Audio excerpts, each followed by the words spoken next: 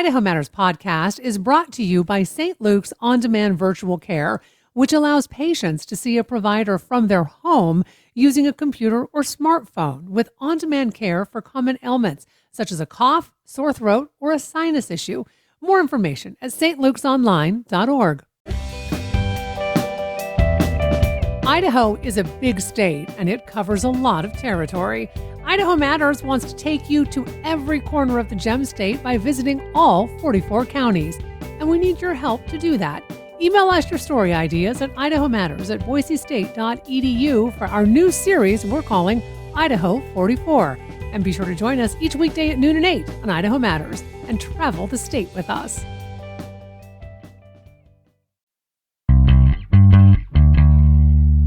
More Idaho Matters now from the studios of Boise State Public Radio News. I'm Gemma Gaudette. In North Idaho, Lapwai is home to many members of the Nez Perce tribe who call themselves the Nimipu. Raised on the Nez Perce reservation, Jenny Williams, a skilled Indigenous weaver, passes down generations of traditional handwork to people in her community.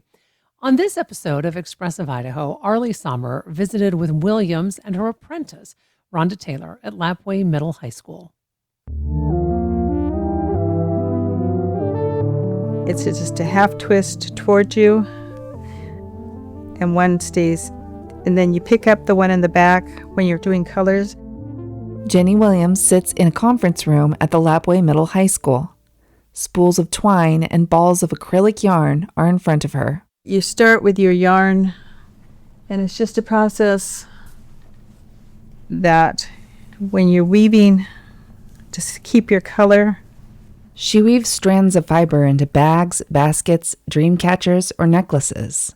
I am a grandmother, a great-grandmother, I'm a mother, and throughout my life I've raised many children or helped raise many children. The more that you can teach, the more that you can spread it out, the more people that you reach, whether it's the children or the parents or the grandparents, it all moves out, and everybody should have that knowledge. Everybody should be able to grab something that they want to learn, something traditional. I have a real mothering instinct. Rhonda's my other daughter. Rhonda Taylor, enrolled Yakima, live on the Nez Perce reservation for the last 25, 30 years. The two are working on flat bags, part of traditional regalia for ceremonies and dances. Jenny has been teaching Indian arts for 45 years now. Rhonda, who is 28 years younger, started helping out Jenny 4 years ago when she was teaching a summer Native American arts class at the school. Rhonda was there packing lunches and organizing supplies, but then she got curious. Well, I just sat down right along with the kids and was learning too at the same time. They maneuver the weft yarn through the vertical warp of open hemp strings that run the height of the bag, about 2 feet. The yarns intertwine, and fish bones, scales, and mountains emerge. This is the one project that's really had me on my toes, or I'll put it away because it's not easy. Jenny helped me create a graph on graph paper to see what it would look like on paper, and it's a lot of math to it and counting how many strings, how your design will lay out. These are butterflies, and then I kind of switched out the colors from blue to pink and then vice versa. Blue and pink, the colors of Lapwai. In the Nimipu language, Lapwai means the sound of butterfly wings flapping. Outside the classroom, they weave together and travel to Indigenous arts gatherings. Anytime we do classes, she's there to help me work on all of the weaving projects that we do. Weaving is integral to the Indigenous cultures of the Columbia Plateau, an area that stretches the length of the Columbia River watershed across Oregon, Washington, and Idaho. Jenny weaves using many different mediums like acrylic, wool, hemp, upcycled plastic, corn husk, and a fibrous plant called kimu, known as dogbane in English, or Indian hemp. All the original bags that you see in the museum were done from dogbane. I've done small bags, breaking down the sticks. You clean them, you comb them, you get the fibers, and it's the inner fibers you use, and then you twine those, and it's a very long, tedious process. The Nimipu and other tribes have used dogbane for thousands of years to make cords and string, which they then weave into hats, bags, and fishing nets. The plant also has medicinal purposes. When it's growing, it has this bright red, really beautiful stems. And then as it grows into the fall, it has these beautiful flowers that come out. The time to harvest that is after the first frost. Dogbane grows throughout the West in gravelly, sandy soils near creeks and in meadows. When Europeans settled the U.S., they worked to get rid of it because it grows in cultivated fields and was believed to be toxic to livestock. Now, Williams and others are bringing the fiber back into use by their communities.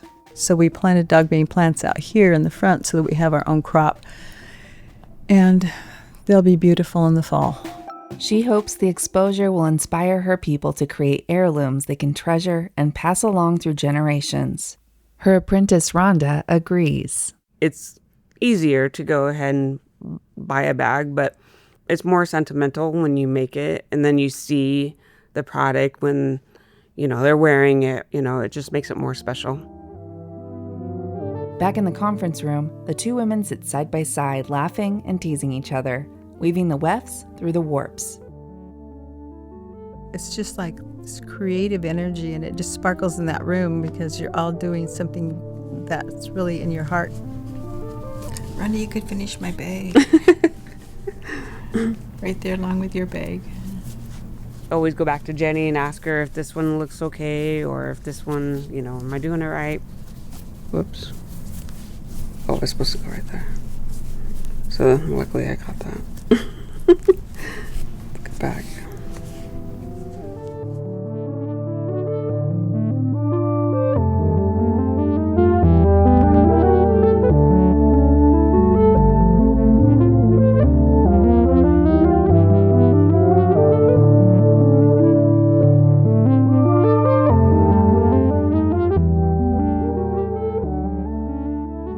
Expressive Idaho is produced by Arlie Sommer and edited by Sasha Woodruff, with original music in this episode by Jared Arvey.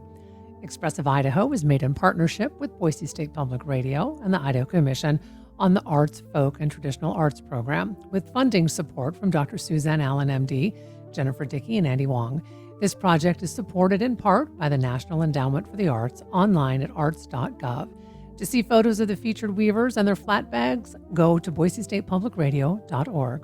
And that'll do it for this episode of Idaho Matters. Thanks so much for listening. And just a reminder, you can find all of our episodes wherever you get your podcasts.